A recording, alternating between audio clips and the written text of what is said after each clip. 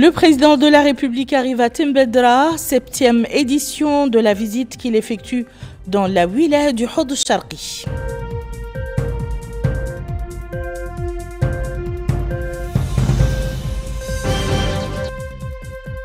Le président de la République appelle lors de sa rencontre avec les cadres d'Emourj les jeunes à s'orienter vers les activités agricoles et pastorales.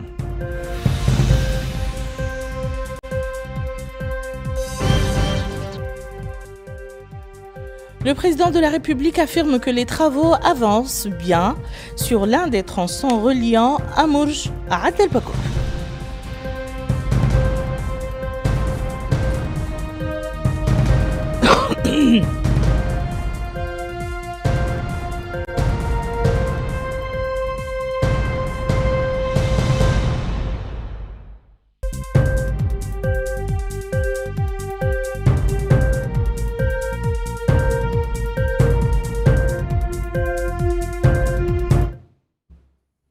Madame, Monsieur, bonsoir et bienvenue dans le journal. Le développement de ces titres après notre fenêtre sur la visite présidentielle, juste après ce jingle.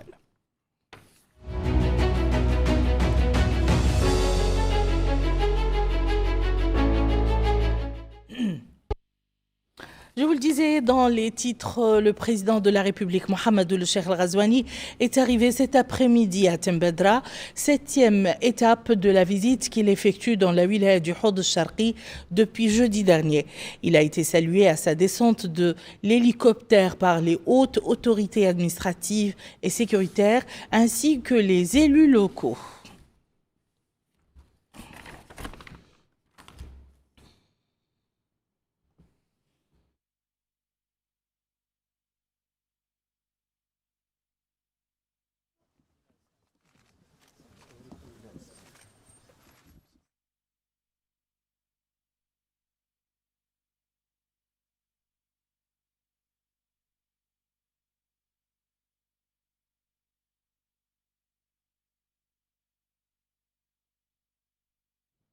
Les habitants de Tembedra se sont alignés sur l'avenue principale de la ville pour réserver un accueil chaleureux à leur illustre hôte et lui exprimer leur appréciation pour les réalisations accomplies en faveur de la Muqata'a. Je vous laisse avec quelques temps forts de cet accueil populaire.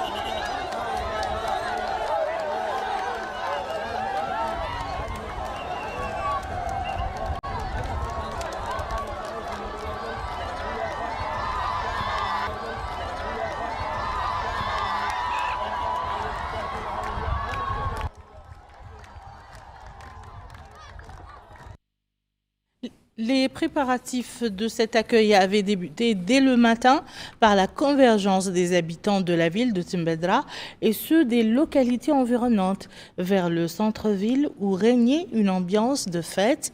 Les chameliers drapés dans leur tenue traditionnelle se tenaient majestueusement sur leur monture, tandis que le folklore battait son plein au rythme du tam-tam et des youyou des femmes. Bokar Baylaba. À l'image des autres muqatas de Hota Sharqi, Timbedra a réservé un accueil populaire et chaleureux au président de la République, M. Mohamed Cheikh Al-Ghazouani. La ville n'a pas dérogé à son sens d'accueil et d'hospitalité. Expression aussi de profonde gratitude des habitants de la muqata au président de la République pour cette attention. Venus de toutes les communes relevantes de la muqata, les habitants ont fait preuve du sens d'organisation. Ainsi, ce géant cortège motorisé en est une parfaite illustration. À l'entrée ou au centre-ville, l'ambiance prenait un cachet particulier. C'est la fête. Ainsi, cette visite démontre l'intérêt constant que le président de la République porte au wilaya de l'intérieur et son souci de s'informer de près de la situation des populations. D'ailleurs, ils ont souhaité la bienvenue au président de la République, affirmant que cette visite arrive à un moment important pour mettre en lumière plusieurs réalisations et défis et permettra de renforcer les efforts de l'État pour remédier aux lacunes et améliorer les services de base comme l'eau, santé, électricité, éducation, entre autres. En d'autres termes, ils ont affirmé que cette visite devrait constituer une étape importante dans le processus de développement local et de renforcement de la communication directe entre le dirigeant et le peuple. En somme, la mobilisation était générale. Le tout dans une atmosphère empreinte d'enthousiasme et d'allégresse. Timbedra qui a constitué ce mercredi la 7e étape de la visite d'information et de prise de contact du président de la République avec les populations du Hod Sharqi est située à quelques 70 km de Nema, sur l'axe de la route de l'espoir. La ville a été fondée au lendemain de la pénétration coloniale, sans doute en raison de sa position stratégique qui en faisait et continue d'ailleurs d'en faire un centre d'échange dynamique en plus de son rayonnement culturel. Yadali Fall nous en dit plus. Selon les anciens de cette ville, Timbedra doit son nom à une femme qui s'appelait Timba et que les colons ont par la suite surnommée Timbedra. Malgré tout, Timbedra reste une ville authentique par ses habitants et par sa culture. Elle a constitué un pôle culturel et commercial important. La visite que le président de la République, M. Mohamed Cheikh Al-Ghazouani, effectue dans la wilaya du Hod Sharqi et plus particulièrement à Timbedra revêt un caractère historique à bien des égards. Elle s'est traduite par le lancement de projets concrets et d'importantes réalisations tout en véhiculant des messages forts d'unité nationale et de citoyenneté selon les habitants de la ville. Les habitants de la muqata ont accueilli cette visite avec enthousiasme et gratitude, y voyant une étape décisive dans la mise en œuvre des programmes de développement et des services de base, ayant un impact direct sur leur quotidien. Ces projets concernent notamment des secteurs essentiels tels que l'éducation, la santé, l'accès à l'eau potable et les infrastructures. Autant de domaines qui figuraient depuis longtemps parmi les principales attentes des populations locales. Le programme de développement local d'urgence lancé à cette occasion illustre la vision du président de la République en faveur d'un développement équilibré et équitable. Les résultats enregistrés à Timbedra au cours des dernières années témoignent de progrès significatifs dans plusieurs domaines prioritaires. Ainsi, le secteur de l'éducation a connu une expansion notable avec la construction de l'équipement de 157 nouvelles salles de classe dans divers villages et communes. Ces réalisations ont permis d'améliorer les conditions d'apprentissage et d'élargir l'accès à la scolarisation pour les enfants de la région. Dans le domaine de l'hydraulique, 59 puits artésiens ont été forés dans différentes zones, facilitant l'approvisionnement des populations en eau potable et contribuant à l'amélioration des conditions de vie, notamment dans les zones rurales. Ces avancées résultent d'une planification rigoureuse et d'une coordination efficace entre les autorités administratives, régionales et les services gouvernementaux concernés, conformément aux orientations du président de la République. La veille, le président de la République se trouvait à Mourj, où il a entretenu la population sur les objectifs de sa visite avant de donner la parole aux cadres et aux acteurs de la Muqata'a d'Amourj qui ont passé en revue les défis et les problèmes posés aux habitants et qui s'érigent devant le développement de leur Muqata'a. Les ministres accompagnant le président de la République ont répondu aux interrogations des intervenants. Le récit de Babacar Nama. Au nom d'Allah, le tout miséricordieux, je suis très heureux de séjourner dans cette belle ville d'Amourj. J'aimerais à l'entame de mon propos remercier les citoyens pour l'accueil particulièrement chaleureux qui nous a été réservé, ma délégation et moi, à l'entrée de la ville. Notre rencontre a pour but d'échanger sur plusieurs points relatifs au développement de la Muqata'a. Cet échange va également permettre aux autorités compétentes de s'enquérir des défis que vous rencontrez au quotidien. Nous sommes conscients des potentialités et des ressources dont dispose cette Muqata'a, qui sont en mesure de développer durablement ces populations. Cependant, force est de constater que de nombreux défis entravent le développement souhaité. Ces défis ne pourront être surmontés sans la conjugaison des efforts de tous les acteurs concernés. Le développement économique de la Muqata'a d'Amourj est au cœur de nos actions. Nous avons tracé une feuille de route exécutée par plusieurs départements. Ce programme en cours d'exécution doit être minutieusement suivi jusqu'à sa réalisation. Cette Muqata'a, de par sa croissance démographique, est l'une des plus importantes de la wilaya. Une des raisons qui pousse le gouvernement à mettre en œuvre le programme d'urgence pour améliorer les conditions de vie à tous les niveaux. Suite à ces interventions, le président de la République a repris la parole, invitant d'emblée la jeunesse à s'orienter vers le travail productif pour contribuer à la réalisation de la souveraineté alimentaire du pays, assurant que l'État est prêt à les accompagner par le soutien, l'encadrement et la fourniture de conseils techniques. Aminata Khan revient sur la teneur de cette rencontre. Après avoir écouté les opinions des uns et des autres et échangé sur des questions relatives au développement de la Muqata'a d'Amourj, le président de la République, Mohamed Ould-Cheikh Al-Ghazouani, a présenté devant les dignitaires, les élus et cadres de la ville le programme d'urgence pour le développement de la Muqata'a. Et c'est dans cette perspective que Mohamed Ould-Cheikh Al-Ghazouani, président de la République, a affirmé que la Muqata'a dispose de ressources et potentialités capables de développer la Muqata'a, car de par sa position géographique et sa démographie, elle est l'une des plus importantes de la wilaya du Houd Sharqi.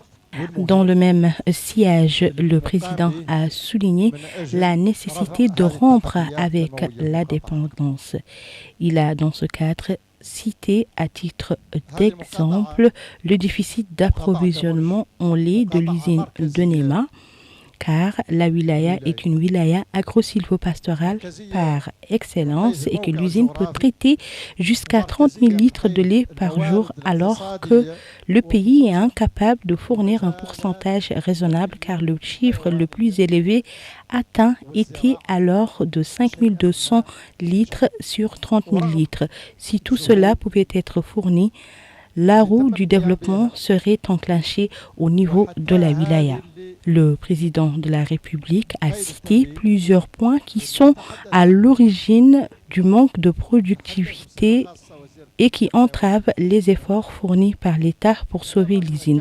Ajoutons qu'il est temps d'admettre que le pays n'a pas encore réussi à transformer ses ressources économiques issues de l'élevage et de l'agriculture de manière optimale pour créer un véritable essor dans cette Muqata'a et dans d'autres Muqata'a du pays. Le président de la République a dans ce cadre souligné la nécessité de rejeter la paresse, la dépendance et le mépris du travail car il est inacceptable, souligne-t-il, que des étrangers bénéficient de milliers d'opportunités d'emploi disponibles dans plusieurs secteurs tels que les bâtiments, les travaux publics, la pêche et l'agriculture alors que les natifs se plaignent toujours du chômage. Son Excellence, le président de la République, Mohamed Ould Cheikh Al Ghazouani, s'est interrogé sur comment pouvons-nous continuer à consommer des produits importés alors que nous disposons d'un grand cheptel et pourquoi nos éleveurs n'ont-ils toujours pas profité de l'usine de Nema en fournissant de grandes quantités de lait. Il a, dans ce cadre, indiqué qu'il est indispensable de s'appuyer sur des expériences réussies pour développer la culture fourragère et être capable de faciliter le travail. Il a indiqué que l'État peut fournir les appuis techniques et les intrants, mais que les autres acteurs et maillons de la chaîne doivent y apporter du sien. Le président de la République a en outre souligné que le succès du travail exige la création des conditions propices et d'un environnement approprié, notamment dans le domaine du développement de l'élevage et de l'industrie laitière, le souci de la santé du bétail, la fourniture d'une alimentation adéquate, le forage des puits, la création de fermes, la fourniture des médicaments, mais aussi l'amélioration des espèces pour obtenir de meilleurs résultats. Et c'est ce que le gouvernement s'efforce de fournir. Il a, dans ce cadre, lancé un appel aux jeunes de tirer parti des expériences réussies dans les wilayas du Trarza, de la Saba et du Gorgol et avec le soutien du secteur privé pour créer l'emploi car le marché est disponible, les techniques existent et les intrants sont disponibles. Le président de la République, Mohamed Ould Cheikh Al Ghazouani, a aussi noté l'importance de sensibiliser sur les méfaits des feux de bourse qui est très répandu dans la wilaya du Hod Sharqi. Le président de la République, Mohamed Ould Cheikh Al Ghazouani, a mis à profit sa visite à Amourj pour s'informer de l'avancement des travaux sur l'un des tronçons en cours de construction de la route Amourj-Add el-Bagrou. Il s'agit d'une route longue de 77 km exécutée par un consortium d'entreprises nationales et cofinancée par l'État mauritanien et le Fonds saoudien pour le développement à hauteur de 7 milliards MRO. La réalisation de cette route vise à répondre aux besoins et aux doléances des citoyens, à satisfaire leurs aspirations et à leur permettre d'accéder aux services de base en facilitant et en sécurisant la circulation des personnes et des biens.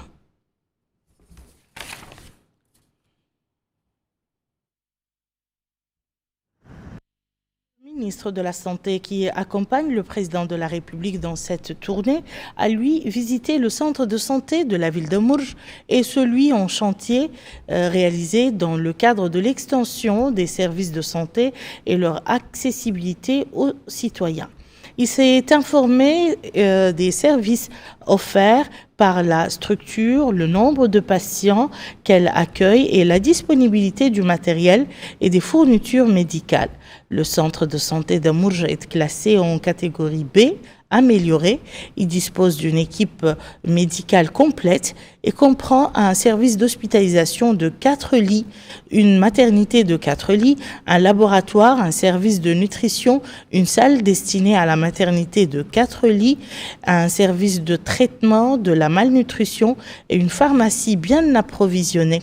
Le ministre a déclaré qu'il entreprit cette visite sur l'instruction du président de la République afin d'évaluer l'état des infrastructures de santé. Il a relevé que les services du centre de santé fonctionnaient bien. Il a en revanche expliqué qu'avec l'expansion de la ville, les services de l'ancien centre devenaient insuffisants.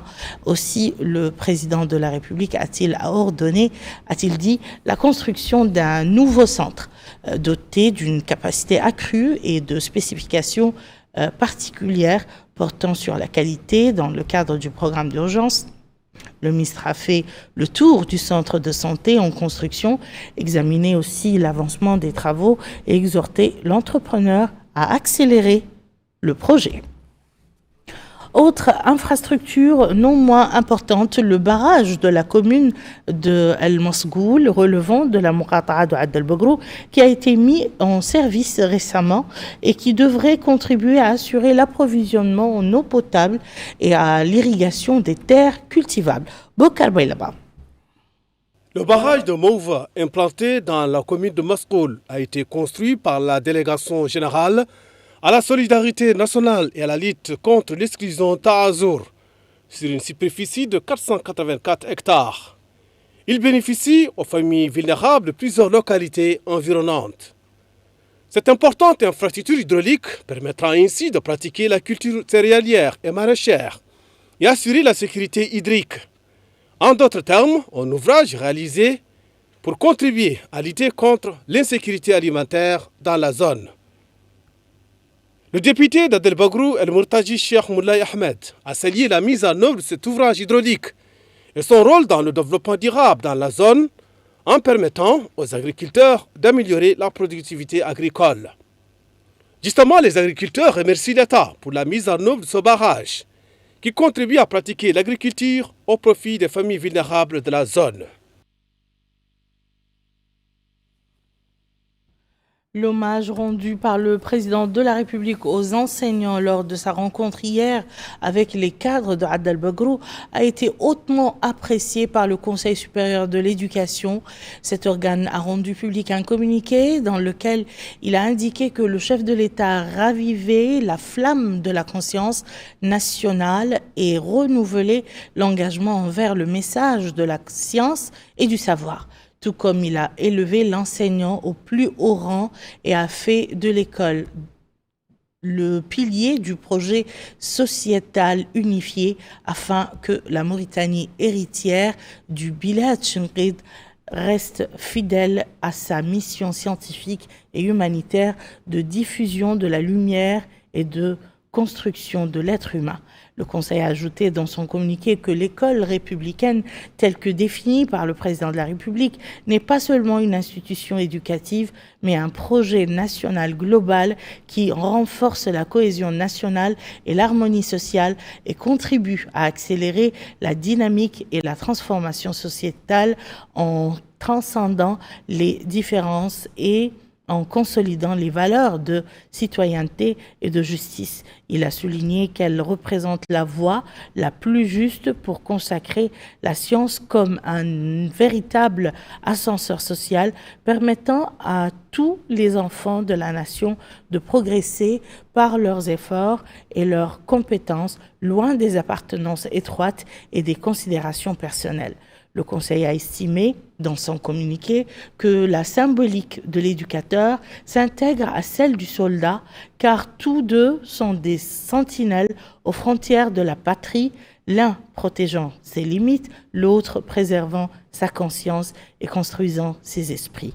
C'est une vision profonde et prospective incarnée par le discours d'Add el-Bogrou avec la transformation historique qu'il porte dans le processus de construction de l'État mauritanien moderne, un État qui comprend que sa sécurité commence dans la salle de classe et que son essor part de l'école républicaine, phare des valeurs, usine de la citoyenneté et flambeau de la civilisation renouvelée.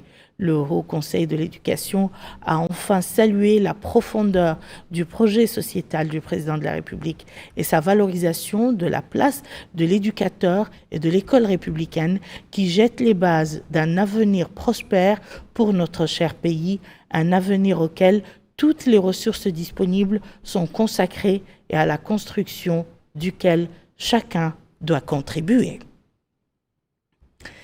Ainsi se referme cette fenêtre sur la visite du président de la République. Place au reste de l'actualité après le jingle.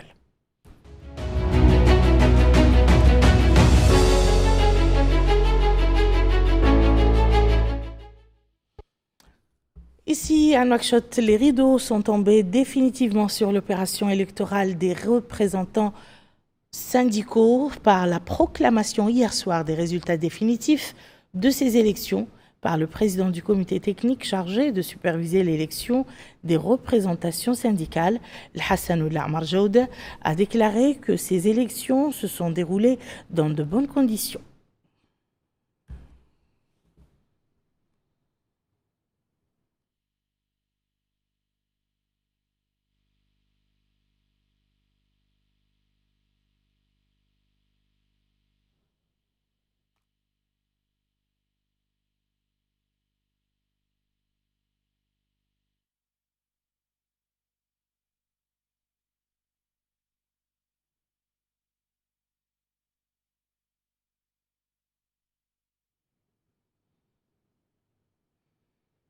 Suite à la proclamation de ces résultats, le secrétaire général de la Confédération générale des travailleurs de Mauritanie, CGTM, Abdallahi Ould Mohamed Din Nahar, a tenu une conférence de presse au cours de laquelle il a abordé les conditions dans lesquelles se sont déroulées les élections des centrales pour la représentation syndicale. La CGTM, par la voix de son secrétaire général, a insisté sur l'intérêt accordé aux travailleurs, sur l'épaule desquels se construit la nation, soulignant la nécessité d'instituer des lois les protégeant, mais aussi l'amélioration de leurs conditions à travers l'augmentation des salaires et la baisse des prix.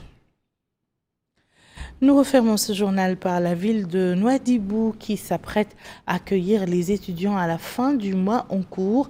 La nouvelle université offre à travers ses facultés diverses spécialités, notamment dans le domaine des sciences juridiques et humaines.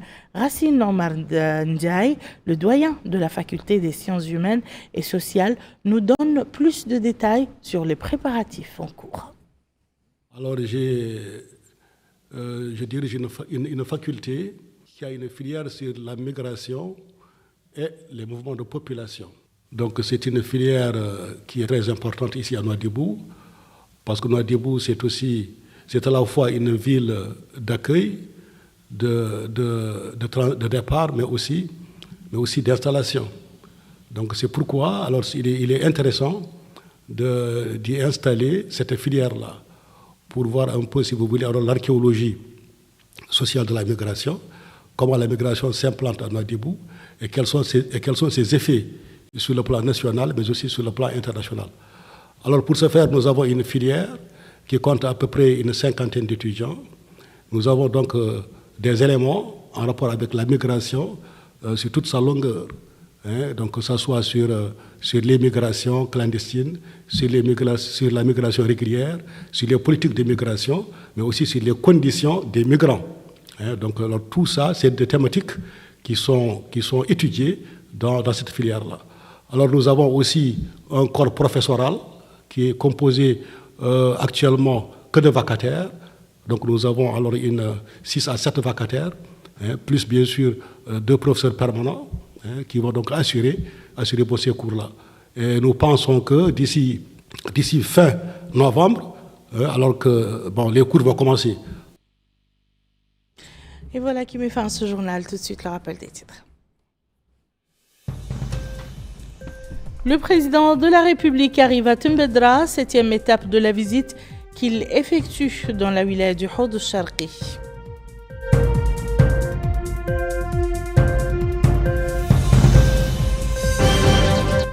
Le président de la République appelle lors de la rencontre avec les cadres d'Amourj les jeunes à s'orienter vers les activités agricoles et pastorales.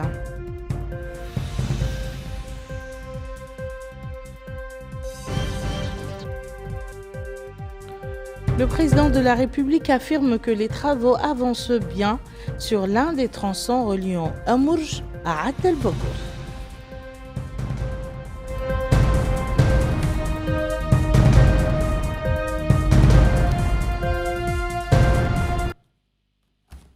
Merci, madame, monsieur, de nous avoir suivis. À très bientôt, Inch'Allah.